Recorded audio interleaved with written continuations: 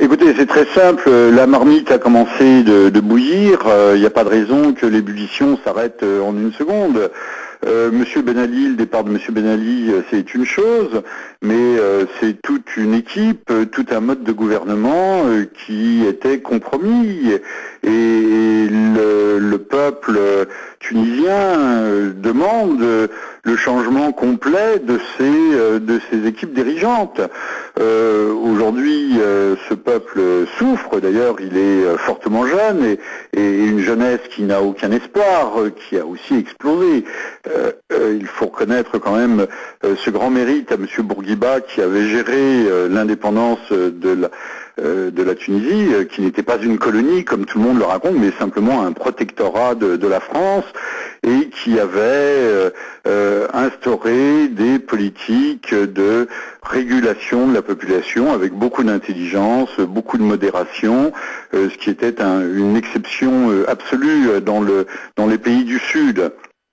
Les femmes, à partir de 6 enfants, avaient le droit, du temps de M. Bourguiba, de procéder, de cesser d'avoir des grossesses à répétition, puisqu'il y avait des familles jusqu'à 11, 12, 13, 14 enfants. Bon, revenons sur ces questions, puisque on ne sait pas gérer en fait les pays, mais c'est un cas de figure assez général dans le monde arabe, sous influence de l'Occident, où on installe non pas des États forts, mais des hommes forts qui sont en fait des dictatures déguisées avec l'aval des États-Unis. Ce sont d'ailleurs les États-Unis qui, sentant le vent tourner, ont demandé par le truchement du chef de l'état-major tunisien de quitter ses fonctions et de quitter la Tunisie. D'ailleurs, ce n'est peut-être pas un hasard si M. Ben Ali s'est réfugié en Arabie Saoudite. Toujours est-il que la politique américaine était une politique à courte vue.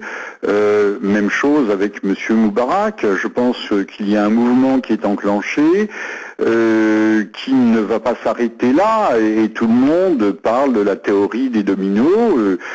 Ces mouvements pourraient affecter la Jordanie, le Maroc, la Mauritanie, voire le Sénégal. Et ce qui est intéressant d'ailleurs, c'est que ces pays où la composante islamique, voire islamiste, vous voyez la nuance que j'introduis, voire islamiste, est extrêmement forte. Ce ne sont pas les oppositions islamiques, voire islamistes, qui sont en tête, mais simplement les populations qui ne supportent plus des conditions de vie et des conditions encore une fois, je reviens sur cette notion d'espoir.